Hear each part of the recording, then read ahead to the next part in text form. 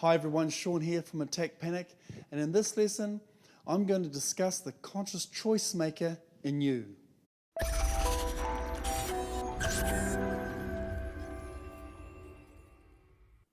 Whether we like it or not, everything that is happening in our lives is as a result of the choices that we have made in the past.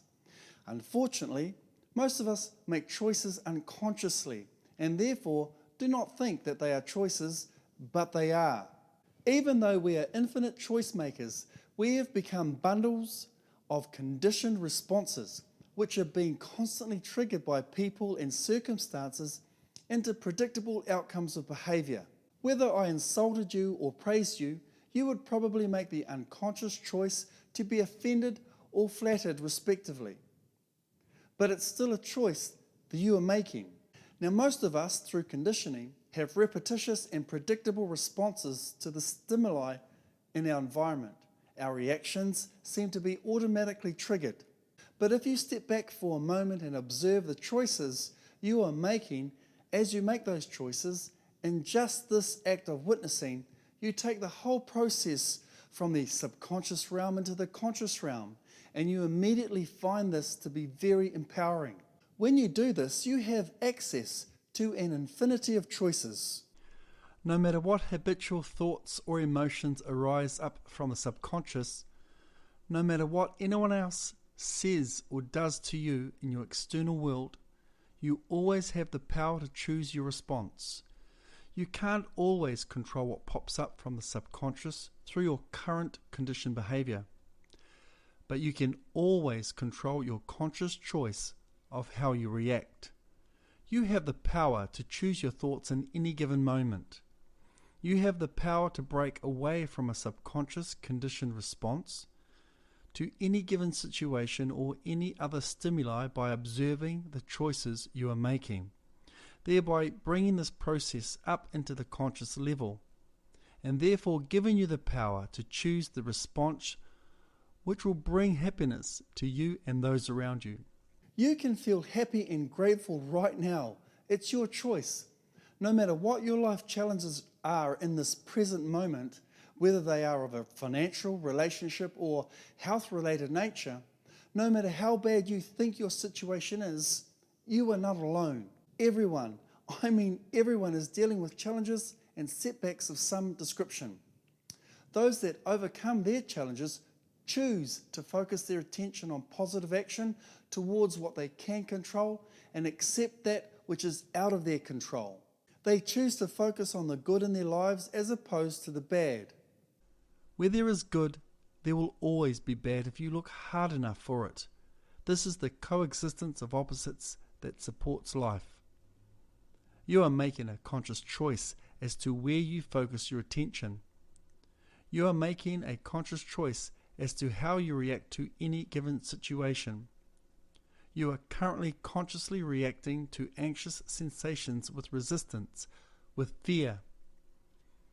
You have the power to consciously choose to react to the same sensations with fearlessness, with non-resistance. You can do this right now, in this very moment.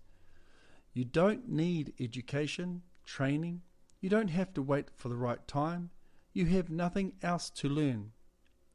You just need the opportunity, and you will get that thanks to your anxious behavior, to practice, and the faith and courage to just do it now.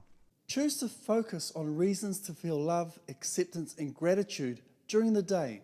Anyone, no matter what their situation is, can find reasons to love. Bankruptcy is an extremely distressing and destructive experience to go through at the best of times, trust me. It's enough to develop an anxiety condition by itself. Imagine, if you can, what it must have been like for me, who already suffered from panic attacks and social phobia, only to have bankruptcy added to the mix. Now, given my situation, I could have easily fallen into a deep hole of self-pity and negativity and depression. However, things were so bad, I really had no other option but to change. I knew through my studies and research what others were doing to heal themselves of anxiety conditions, and I had previously experienced success at disempowering panic attacks. but there was always something missing. There was always an ingredient missing from the recipe. One of those vital ingredients was the realization that I had the power to choose what I focused on and how I reacted to my life situation and my underlying anxiety condition. Irrespective of my life situation, I chose to focus on unconditional acceptance and gratitude for my life exactly as it is.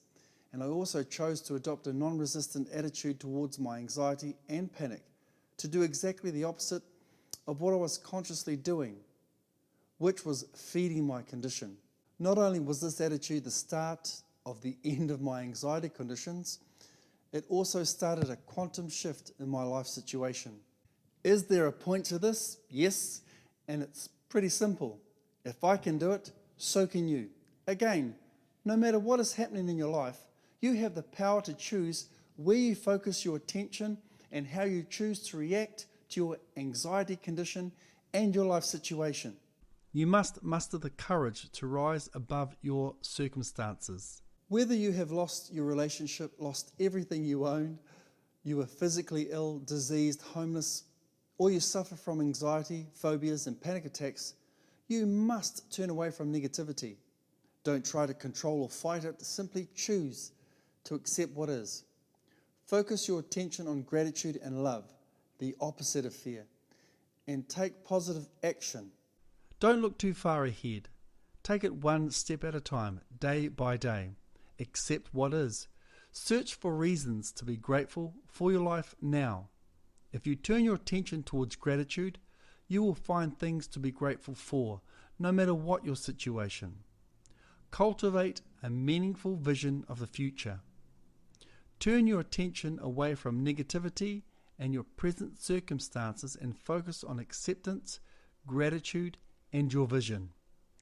Stay in the moment and take action today. Get moving and head towards that which you fear. Choose to let it touch you and choose to accept whatever happens. Think about this for a while.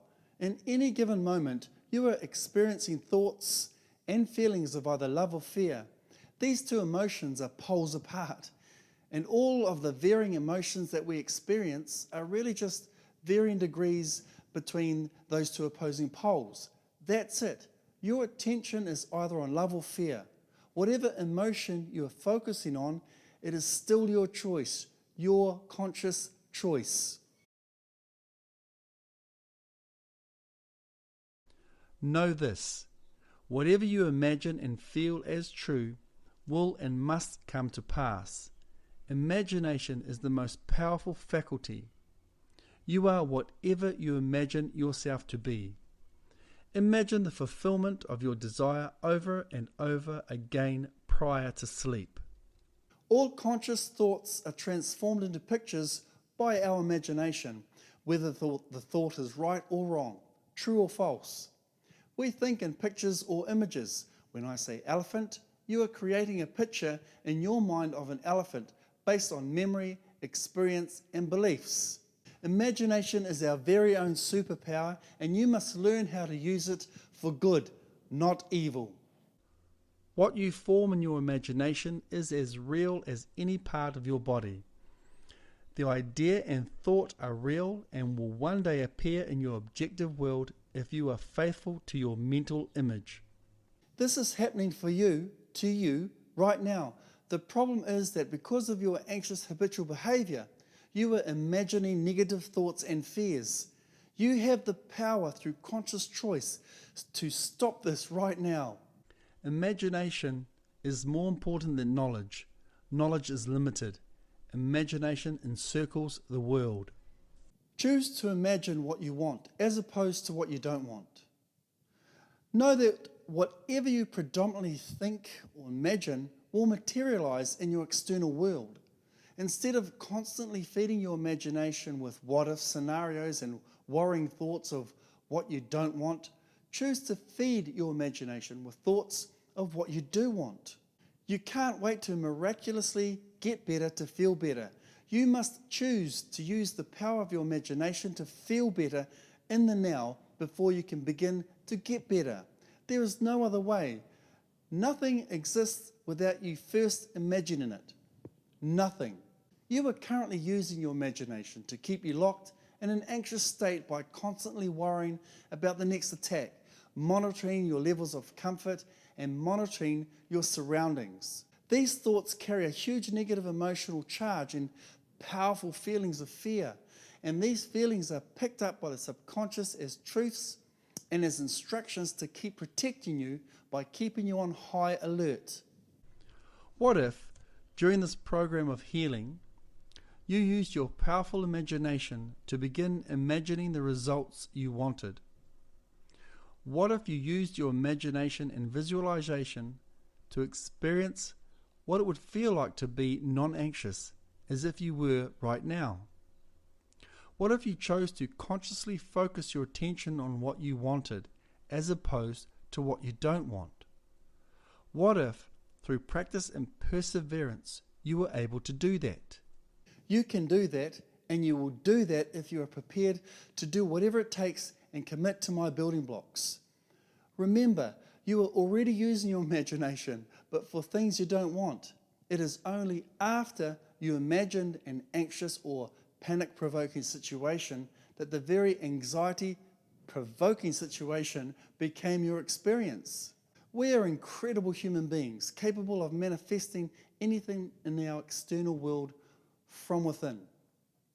As someone suffering from an anxiety condition, which may also include panic attacks and phobias, you know this to be true better than anyone else. You have real first-hand knowledge and experience in this truth. Your brilliant mind or imagination is so powerful and creative that you have imagined or conjured up a real fear of that which doesn't even exist. Visualization is a product of the imagination. Imagination is a product of the subconscious mind. Visualization is your ability to build a picture in your mind.